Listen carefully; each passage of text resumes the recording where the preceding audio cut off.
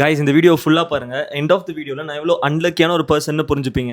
So yesterday it was November 2nd and it was Sunday.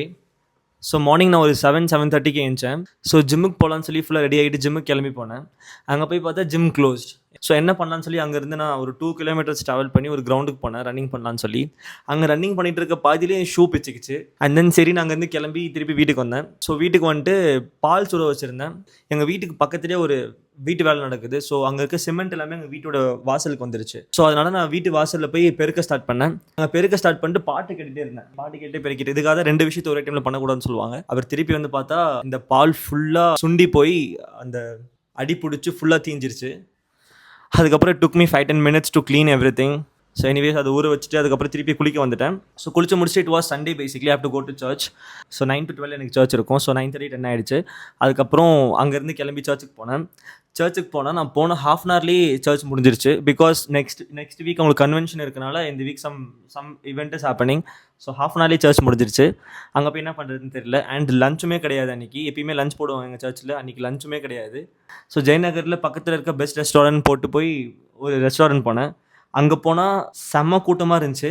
சரி ரொம்ப நல்ல ரெஸ்டாரண்ட்டாக இருக்கும்னு நினச்சி உள்ளே போனேன். Chapati and chicken gravy order பண்ணேன்.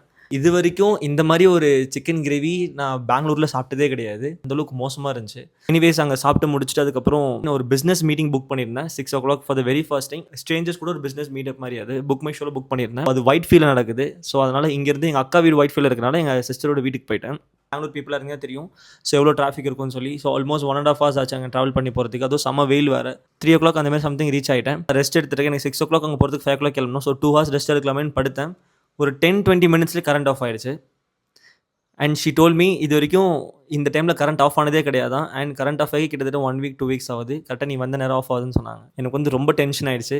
பட் எனிவே சரி ஃபைன். ஸோ கொஞ்ச நேரம் படுத்துட்டு இருந்தால் அப்புறம் கரண்ட் வந்துருச்சு. ஒரு 20 minutesல வந்துருச்சு. அப்புறம் கொஞ்சம் ரெஸ்ட் எடுத்துட்டு அந்த பிஸ்னஸ் மீட்டப் போனேன். ஃபர்ஸ்ட் டைம் போகிறேன். ஸோ ரொம்ப எக்ஸைட்மெண்ட் இருந்துச்சு. லைக் நிறைய ஸ்ட்ரேஞ்சர்ஸ் மீட் பண்ணுவேன். அவங்க பிஸ்னஸ் பற்றி பேசலாம்னு சொல்லி ரொம்ப ஒரு எக்ஸைட்மெண்ட்டில் போகிறேன். Third cafe something in white field. நான் போய் உள்ளே பார்த்தா யாருமே இல்லை. ஒரே ஒரு 2 பேர் உட்காந்து வேலை செஞ்சுட்டு இருக்காங்க. யாருமே இல்லை. ஸோ நான் அந்த கெஃபேல போய் கேட்டேன். அவங்க என்ன சொன்னாங்க, இந்த மாதிரி ஒரு இது இல்லவே இல்லை, ஈவெண்ட் இல்லவே இல்லைன்னு சொல்லிட்டாங்க. அப்புறம் யோசித்தேன் 20 kilometers ட்ராவல் பண்ணி வந்தேன் லிட்டரலாக. ஸோ என்ன பண்ணுறதுன்னு தெரியல. Time was almost 6:30. நான் ½ an hour வெயிட் பண்ணி பார்த்தேன் யாராச்சும் வருவாங்களான்னு. அண்ட் அதில் காண்டாக்ட் நம்பரும் போடல. ஸோ ஒரு பெரிய ஸ்கேம். 300 rupees கான். பொண்ணு உட்காந்துட்டு ரொம்ப டென்ஷனாக இருந்துச்சு. அப்புறம் அங்கேருந்து கிளம்பி வெளியே வந்தேன். இதுக்கப்புறம் தான் ஹைலைட்டு. இங்கேருந்து நான் ட்ராவல் பண்ணி போயிட்டு இருக்கும்போது ஒரு 5 to 10 kilometers N petrol of ஆகிடுச்சு. இது வரைக்கும் நான் என் வண்டி வாங்கி கிட்டத்தட்ட ஒரு 3 years ஆகுது. ஒரு டைம் கூட என் வண்டி பெட்ரோல் ஆஃப் ஆனதே கிடையாது. For the very first time it happen. Because last 2 days வண்டி எடுக்கவே இல்லை. அது எனக்கு ஞாபகத்திலே இல்லை. ஸோ ரொம்ப நாள் கழிச்சு ரொம்ப தூரம் ட்ராவல் பண்ணுறதுனால and luckily had petrol bunk in just 500 meters. So அதனால் அங்கே போயிட்டு பெட்ரோல் அடிச்சுட்டு அங்கேருந்து போக ஆரம்பித்தேன். ஸோ போய் பழம் வாங்கலாம்னு சொல்லி ஒரு மார்க்கெட் போனேன். மடிவாள மார்க்கெட் போனேன். அங்கே போனால் ஒரு மார்க்கெட்டில் ஒரு பாட்டிமா உட்காந்துருந்தாங்க. ஸோ அவங்ககிட்ட போய் உட்காந்துட்டு தனியாக உட்காந்துருந்தாங்க. அண்ட் அந்த கடையில் யாருமே இல்லை பேசிக்காக. ஸோ அவங்ககிட்ட சும்மா பேச ஆரம்பித்தேன். எப்படி இருக்கீங்க, என்ன பண்ணுறீங்க, எல்லாம் பேச ஆரம்பித்தேன். பேசிகிட்டு இருக்கும்போது தான் சொன்னாங்க, நான் தான் உங்கள் கடைக்கு ஃபர்ஸ்ட் கஸ்டமராக ஃப்ரம் மார்னிங். அண்ட் இந்த மாதிரி ஒரு டே உங்களுக்கு இருந்ததில்லைன்னு சொன்னாங்க. அது கேட்குறப்போ என்னுடைய ஹார்ட் ரிலேட் பண்ணுற மாதிரியே இருந்துச்சு.